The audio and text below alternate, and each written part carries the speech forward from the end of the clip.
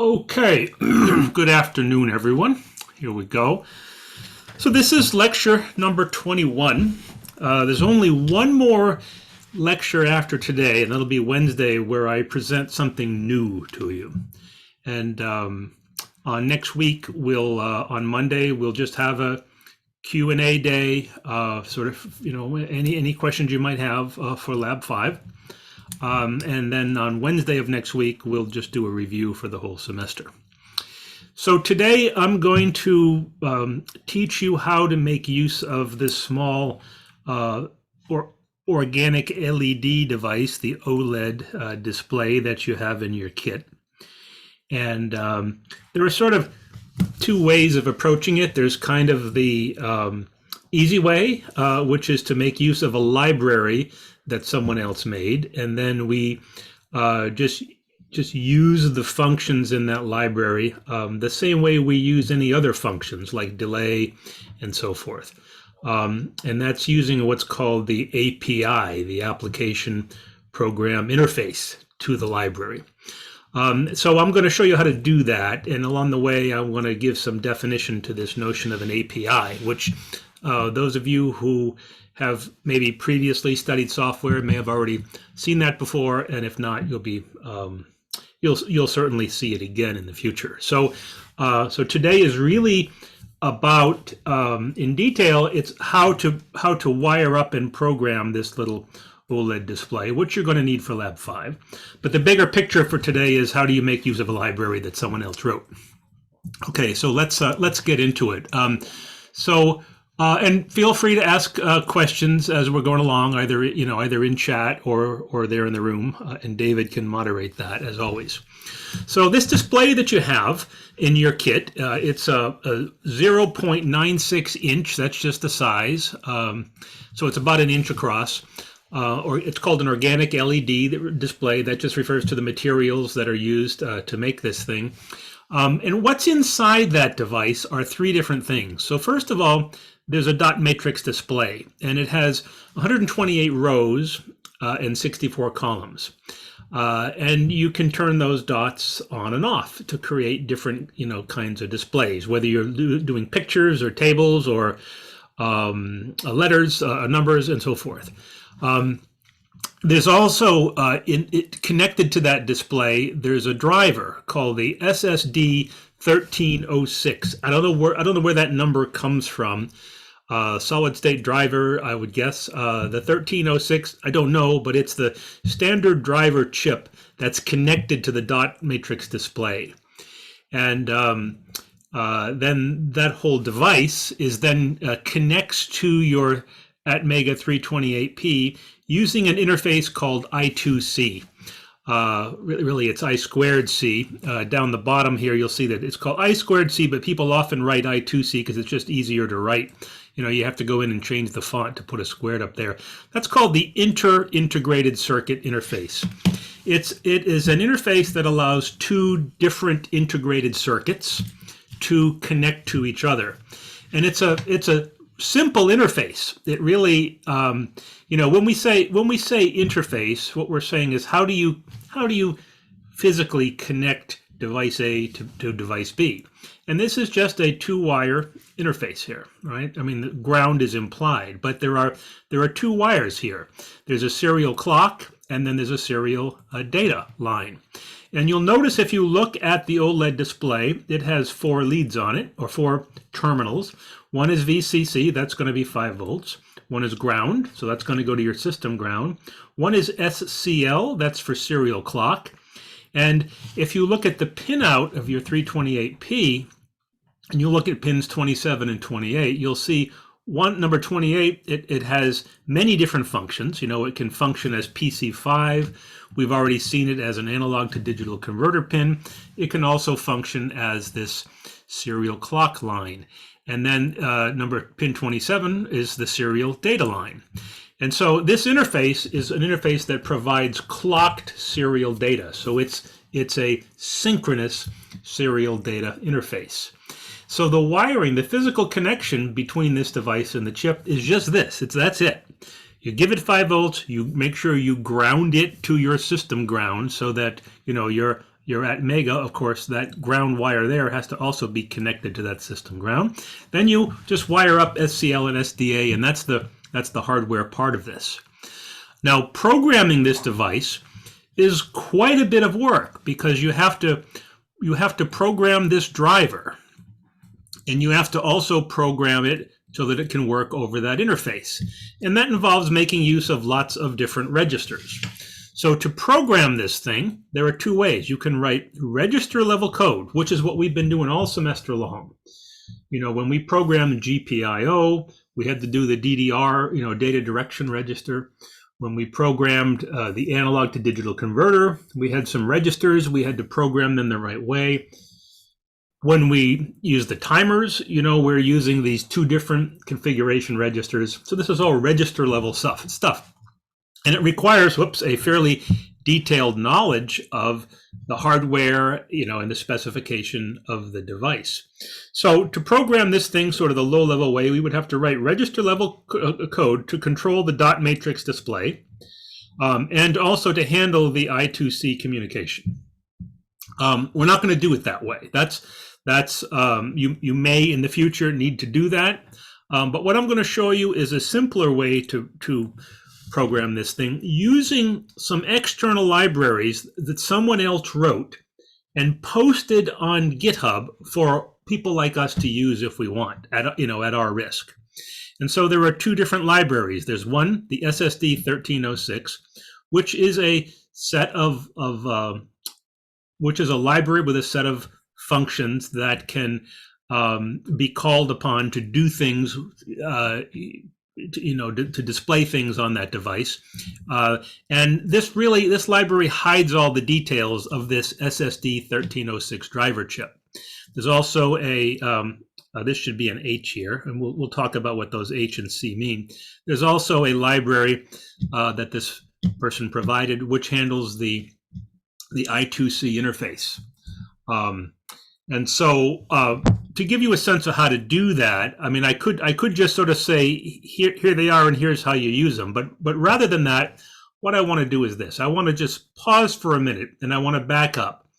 And I want to review what we mean when we say a user-defined library. Okay, that's a library that's not part of the standard C package. And if we go way back to the beginning of the class, we talked about how C is a relatively lightweight language. There are only a small number of key words in the C language. We have if, we have int, we have float, we have break, we have continue. There's just a relatively small set of those words. But many of the things that we did in C, when we used delay, for example, earlier in the semester, we were using a printf.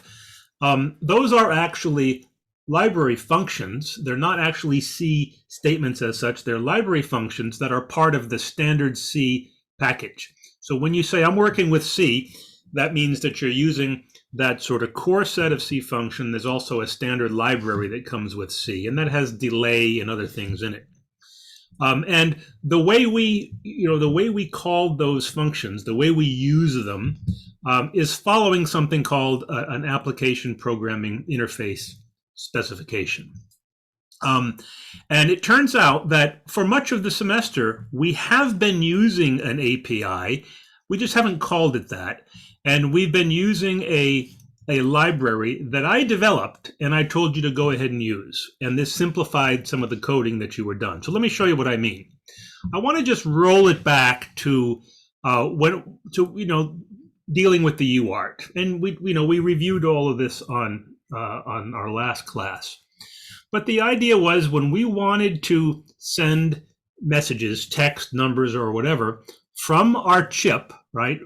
From the chip to a terminal emulator running on your laptop.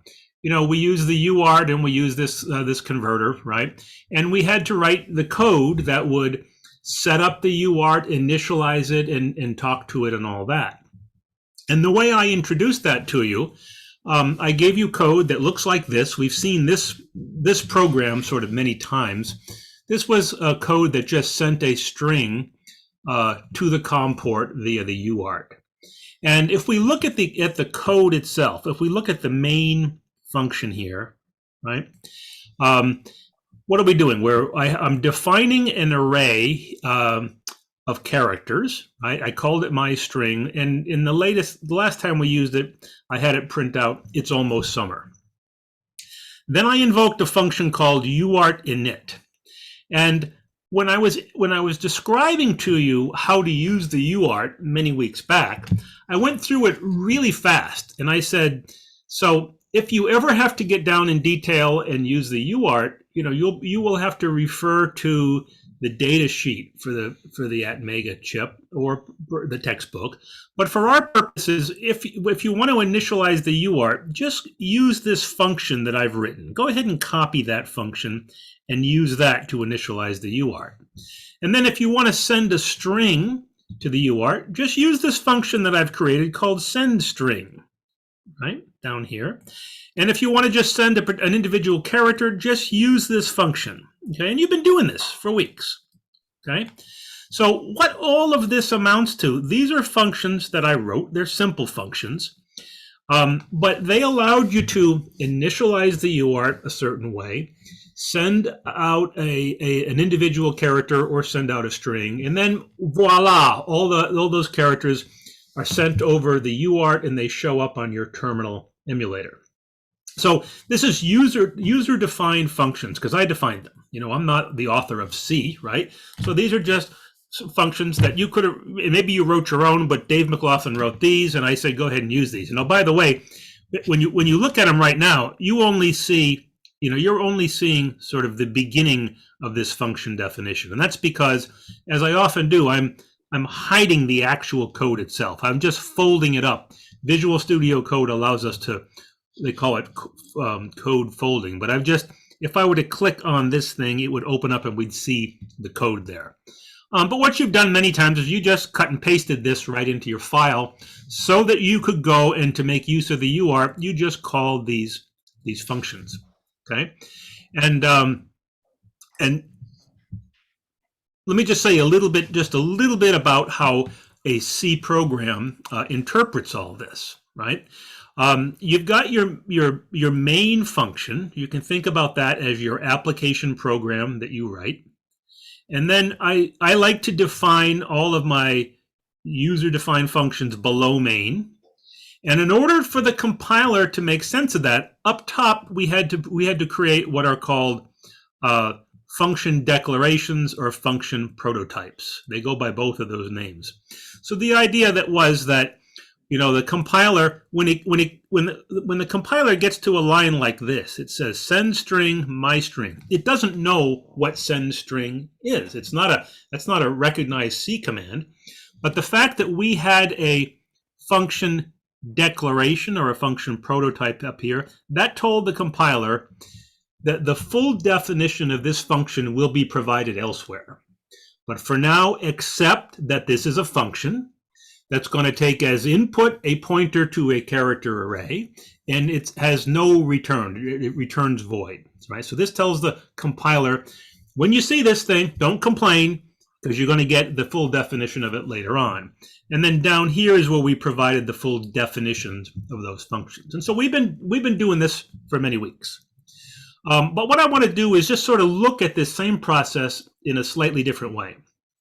And by the way, this would be the make file if I wanted to take and compile and flash this code to my device, right? Back it up here.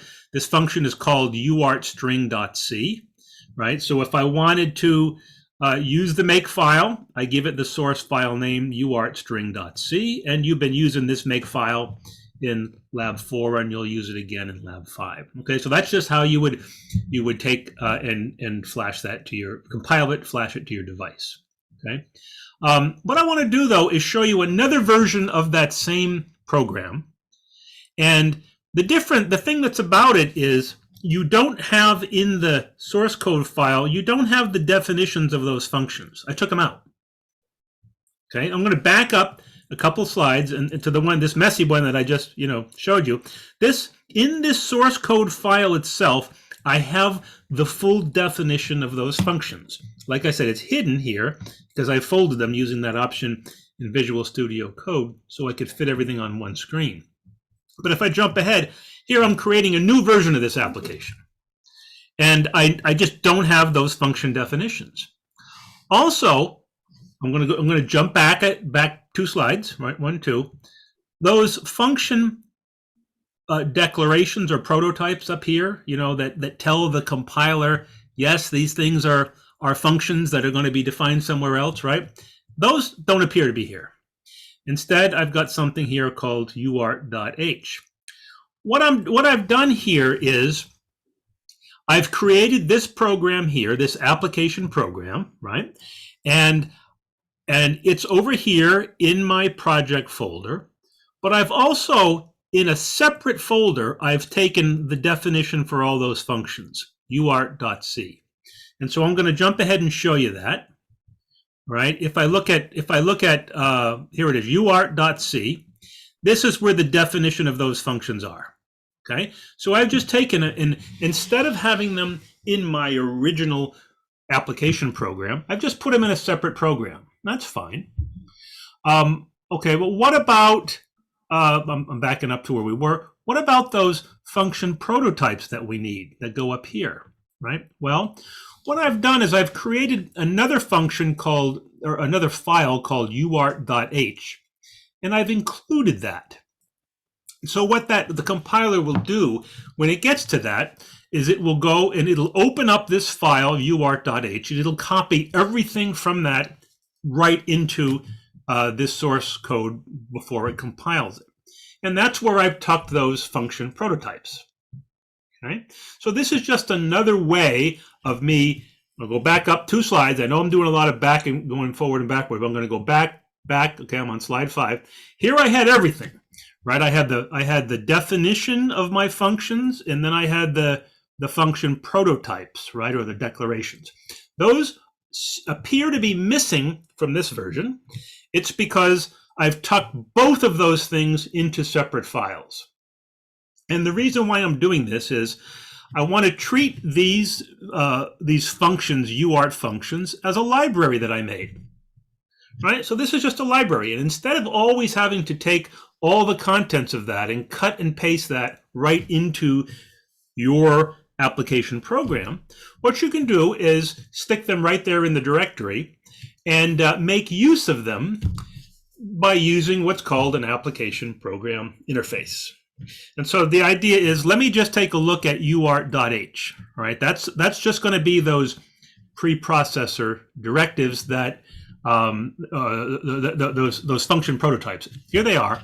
Okay, and you can see I have the declaration or the prototype for the first function and for the second function and the third function here. All right, but I have more to it in this file. I'm going to click next, and what it's going to do is it's going to open up these things. Okay, so here it is. What I've done is I've taken 3 simple lines, which are those function prototypes, and I've put them into this much bigger file. But what I've done in this file is I've provided instructions to you, the user, on how to use these functions. So if I, for example, where the heck have I've lost my place here. Let me get it back. Here it is. If we take the function uart init, and you've just been using it all along, right? But here I have a comment that says, this is what this does. You'll initialize the UART. It enables the UART. It'll enable the UART transmitter. That means it turns it on. It sets the 8-bit character size, and it sets the baud rate to 9600 for a 16 megahertz crystal. And so what I'm doing is I'm putting a comment in here that describes enough detail about that function so that you know how to use it. Okay. And I'm doing the same thing for all those functions. I've got the function prototype and then a description, not of how the function works, but how you interact with it, what it does and how you interact. I'm specifying the arguments that you have to pass to it and anything that it returns. And what I'm doing here is I'm creating the specification for something called an application program interface. Okay, and so to try to make sense of all that, I'm just going to jump to this well, this next slide here and show you what's going on. This is my this is my this is my application program, right? And when we say application program, that just means, you know, I'm writing an application, an app for my embedded processor, and I want to make use of this library of UART functions that, you know, that I made or someone else made. Okay, I want to make use of those. And so the way I use them is I call them. I have this function call and this function call and this function call and this function call. And these function calls are an interface to that library. Okay, these function calls are just an interface to this library that I created. And so that interface is called an API. This is one example of an API, an application program interface. Such an interface just tells us how to make use of the resources that I have in this library file. So the library file, the source code is here. It's in a file called uart.c, and that's the actual implementation of these functions. And then in this header file, which has those prototypes, that provides instructions that would tell you how to use this interface. So that's the API specification. Now, I'm not going to ask you to design an API. I'm not going to test you on this. I just wanted you to see these words. And if you ever take a class in software engineering, you'll certainly see more about this. And those of you who are in computer engineering will be spending a lot of time thinking about these kinds of things. But what I just wanted to show you is how I can take this simple collection of UART codes that I've written and kind of package that up as another source code file that I put into my project directory. And then I also have this header file that I create that has those prototypes and it has these instructions. And the idea is if you want to make use of this library, you don't have to look at the source code of how I'm implementing those functions. Instead, you just want to know how should you interact with them. And so that's what this API business is about. Let's see, I got a couple of questions in chat. So the first question, is the file uartc automatically called because of the file uart.h? Good question. No, it's not. The file, well, is the file uart.c automatically called because of the file uart.h? Well, the functions in uartc are automatically called, right? So it's not that the file is called, it's that the functions are called. So that when my application, let's say the application invokes a statement like this, then the compiler will know, okay, I now have to pass control to the function sendString, and it's somewhere. I have to know what its prototype is. It has to have been declared, and it's declared in here.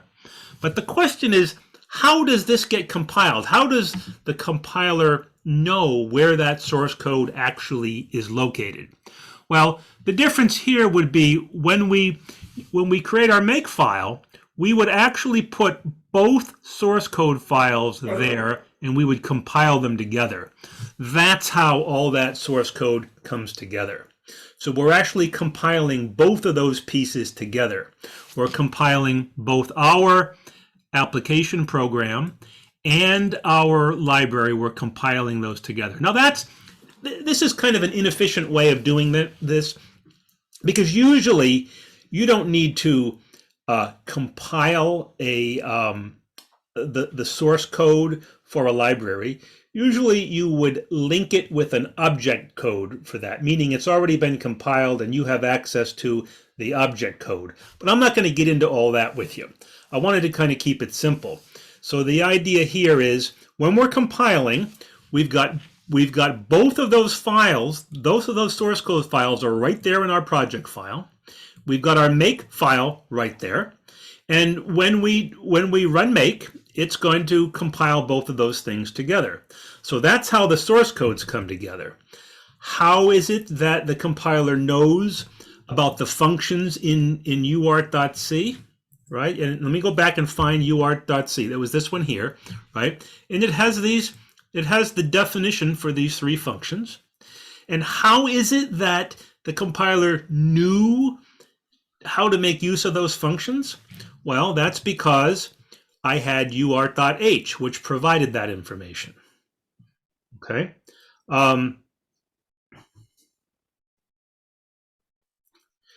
Let's see, and I've got another comment here. Someone says, if you call, when we call UART.h, does that paste all the code from UART.h into my source code file? Yes, it does. But just, Emil, just a comment on that. A header file doesn't actually have any code, right? A header file does not have executable code in it. It just has function prototypes and define statements and include statements. So you wouldn't have executable code. So just to sort of clarify that, we need these function prototypes to be, these definitions of the functions. They have to be there before main. How do they get there? If you look at, let me find it again, main, right? I have this statement here, include UART.h. What that action will do is it will take the contents of the file UART.h, which has only the function declarations, or the also called prototypes, and it'll copy those in above main. The actual source code of UART.c remains in that file. Okay, so rather than sort of belaboring this point, I just wanted to sort of show you how we can do it. I want to here's a definition from Wikipedia on what an API is. It's a connection between computers or computer programs, or it's a type of software interface offering a service to other pieces of software. Okay, an API is often made up of different parts which act as tools or services that are available to the programmer. One purpose of APIs is to hide the internal details of how a system works, exposing only those parts a programmer will find useful and keeping them consistent. So I'm going to pause. I'm going to let you read that again, and then I'll sort of go back and show you how this definition fits in. So you just spend a minute reading that.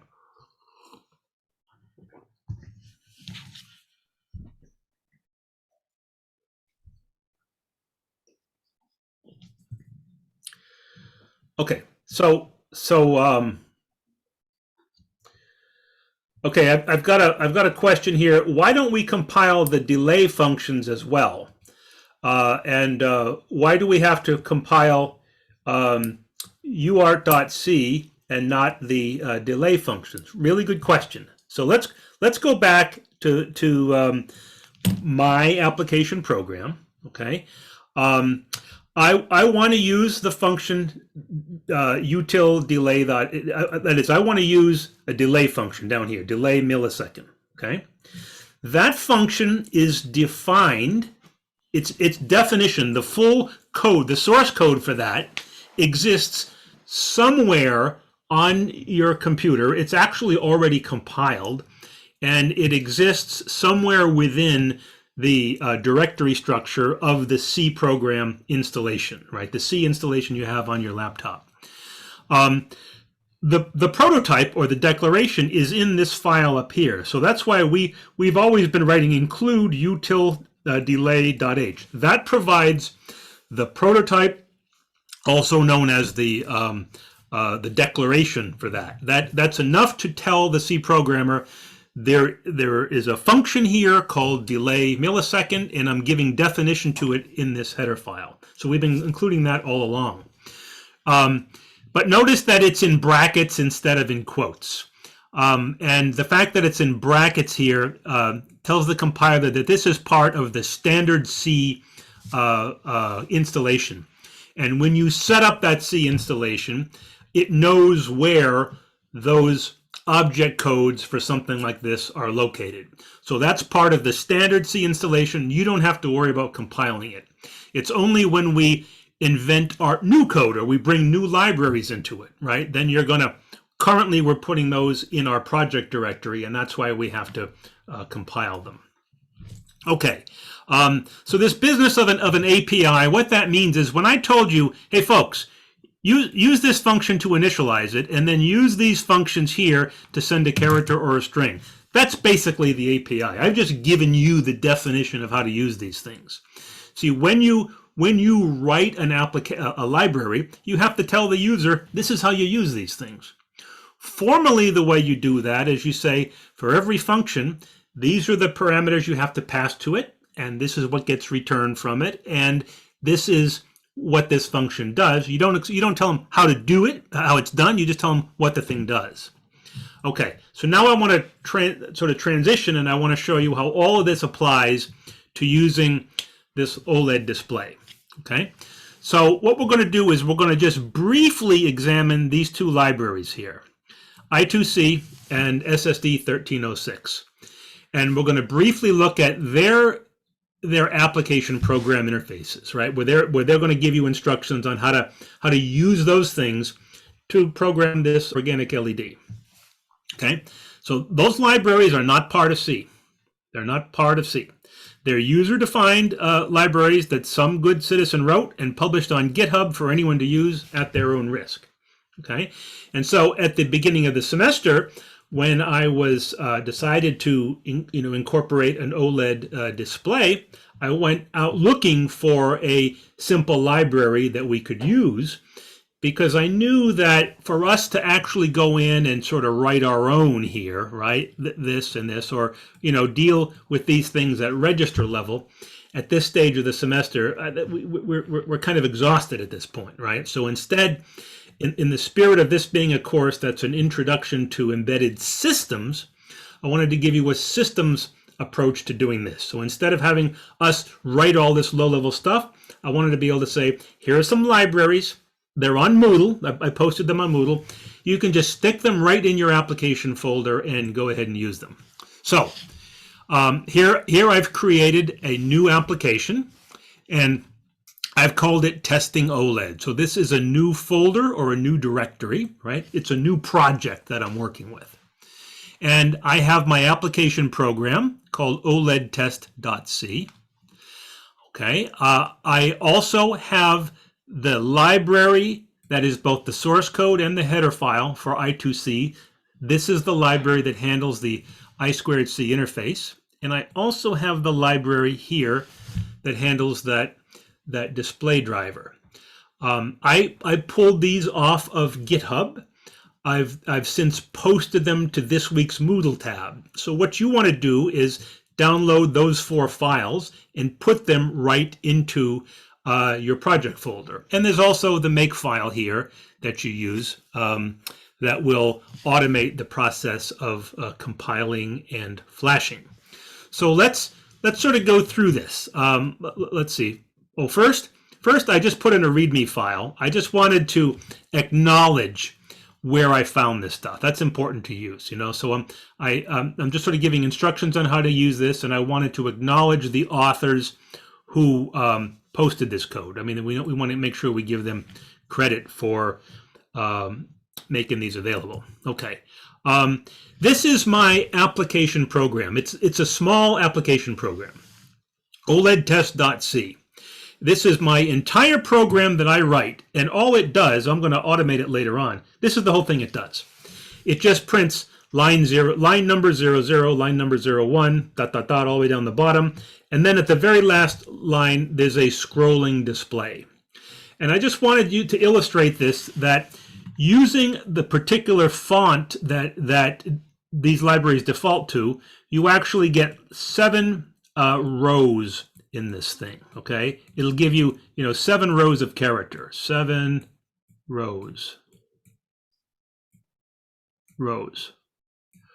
Now you can, you may be able to change the font smaller or bigger. That requires really digging in and learning how to use the API. I don't think you need to do that. I think you'll be fine just working with 7 rows.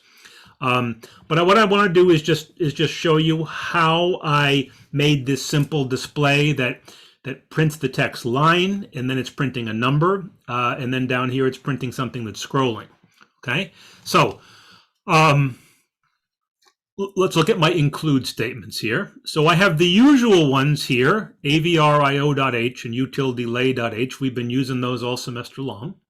But I'm including the header files associated with those libraries. That one there and that one there. I need to include those so that I can use the library. Okay. Now I get in here and I'm calling a function Oled init, right? And that's part of the API for this or this Oled. You have to initialize it. Okay, take a look at the code. I've got a while loop here, so this is just going to keep on looping. And then within that, I have a for loop. And I've got for I goes from 0 to I less than or equal to 7. So that's 0 to 6. I'm going to be going to a particular line. I'm going to be displaying a string that just says line number. Then I'm going to be displaying a number. So what that loop is going to do is it's going to go to line 0, and it should print line number 0. And that's what you have over here. Okay? And this is basically, at this point, all you need to know in order to use this thing for assignment number 5. But this idea of using Oled init, using Oled go to line, using Oled display string, and all that, you learn all that by looking at these libraries, and inside there, you have to figure out the API. You have to figure out how to use the interface between my application program and the way down in the weeds code. Okay, because see, at my application program here, this is my app program. I'm just dealing with high level. I want to be able to tell the Oled, go to a certain line and have it go there, right? Now, inside the library, it's figuring out how to do that. It's figuring out how to translate that to commands for this dot matrix display and how to send that information over the I2C interface. It's worrying about all that. I'm just calling a function that takes care of that. So those details are hidden from me. I don't care about them, right? As long as it works, reasonably efficiently, right? Now, let's just take a peek at what some of those functions are, okay? So if I go and I look at the header file, first I'm looking at I2C.h. It's got all of these different functions here, I2C init, all various functions, and it's got the description of them, okay? But it turns out we have to include this, but we don't have to call any of these because these all get called by the SSD function, right? So we don't actually have to know about any of these. We just have to include them, okay? If we look at I2C.c, this is the actual implementation. So there's this one here. This is the code that implements the function I2C underscore init. That's the actual implementation of it. But those details we don't care about. Okay? And then we have the function SSD1306. Okay, this is the source code for it. And then this is the header file. Now, actually, this is probably all you need to know to use this thing, because what you have here is a list of all the functions that are almost self-explanatory, right? We have a function called Oled init, a function called Oled display character, right? And if you want to display a character, you pass that a character of type unsigned int 8. That just means unsigned character. You can also send it a string. You've got a scrolling message. Go to page, go to line, set cursor. You can display logos. These are all various things you can do. You can invert the display. You can create a vertical graph, right? These are all things that are defined in this function. You can use them or not as you see fit. Okay. Okay. So, but how do we compile? Well, the make file, it has all 3 of those source code files in it, so they all get compiled together. And as I said, that's a little inefficient. We want to compile this every time we make a change, but we're not actually making changes to these 2, but we are recompiling them every time. There are other ways of handling that, but I didn't want to get into that. I wanted to kind of keep it simple. Okay, so So here it is again. Here's the application program that I created. To use the library, again, I just had to include them in my project folder. I had to make sure that the make file is going to compile all those C codes. And then I just had to make effective use of the API. I have to know to initialize it, and then I have to just know which functions to call. So let me go ahead and show you what the hardware and the build, looks like for this. Right. So we're gonna do this first part. We're gonna just go to these different lines and display line number, and then we're gonna have a scrolling message. And it's just the scrolling message will just be bottom row. I mean, it could have been anything else, but I just decided to, put that on the bottom. Okay, so let me show you the hardware.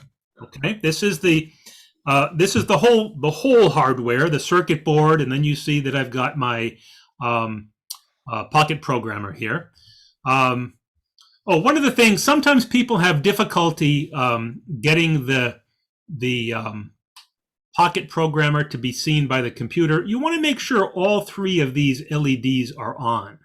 And I noticed when I have this plugged into a USB hub that this one was not on, and this device wasn't being recognized by my computer. So I find I had to not use a USB hub, but plug this directly into a USB-C port on my Mac. Okay. Okay, so let's just talk about the wiring here. Here I've just got my 6 wires. This is our SPI interface, those 6 wires, and you've already been working on that. Those just go to 6 different locations on the chip. Okay, I'm going to go to another slide which will just focus on this in a little more detail. So here it is. I wanted to give you sort of a blow up of that's looking, where you can see everything here. So what do we got? We've got our chip is powered up with that red wire and the black wire, right? Those are going to the 5 volt and the ground rails. I've got my 16 megahertz clock and my 2 capacitors. Okay. These other wires here are just the interface, the 6-wire SPI serial peripheral interface connecting to the programmer. And then you can see the way I've wired up the OLED display, just 4 wires. The black one, anytime you see a circuit of mine, if you see a black wire, you know it's going to go to ground. You see a red wire, you know it's going directly to 5 volts. Okay. Anytime I show you a circuit. Okay. All right. And then these other 2 wires are just going to serial clock and serial data, which are just these top 2 pins, 27 and 28. So that's the circuit. And then when I run it, let's get it going. That's all it does. So it's just continually refreshing this whole display, but you've got a scrolling display on the bottom. Okay, so I really didn't need to walk you through the whole business of an API, and if that doesn't make sense to you, just ignore all those words. The point here is just you want to make use of the libraries here, so just pull them down from Moodle, put those 4 files and the make file into your project folder. And, you can go ahead and code this thing sort of the same way I wrote my application file, just like this. And that's enough for what you need to do here. This is enough for what you need to do with lab number 5. Okay. So that's about all we need to say about that. Let me just tell you what's going to happen on Wednesday. I'm going to show you how to use interrupts. And that's important because in lab number 5, in your while loop, you're going to be triggering the ultrasound and waiting for its response, and then sending a result to this OLED display, and that's all fine. But you also want to have a tone be generated, and you want a continuous tone. And so you're going to need to use an interrupt to do that. And I'm going to show you how to do that on Wednesday. So, any questions or comments?